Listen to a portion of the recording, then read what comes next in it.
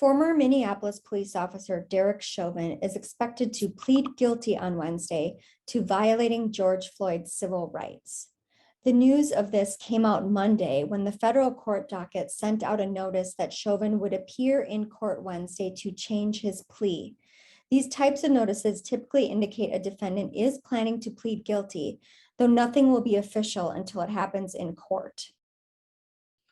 Chauvin has already been convicted of state murder and manslaughter charges for pinning his knee against Floyd's neck as the Black man said he couldn't breathe. He was sentenced to 22.5 years in that case. But he and the 3 other former officers who were involved in that arrest of Floyd were also indicted on federal charges alleging they violated Floyd's civil rights. Chauvin could have faced up to life in prison on those federal charges, but by pleading guilty, he will likely reduce his federal penalty. Still, even if that's the case, in federal prison, there is no parole. So it's possible that Chauvin could spend ultimately more time behind bars than he would have on just the state charges alone.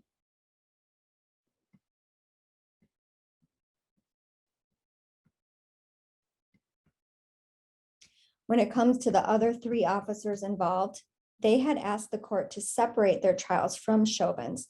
So this development could benefit that case because now if they do go to trial without Derek Chauvin, that could reduce some of the inflammatory evidence that was against him from coming into their case in court.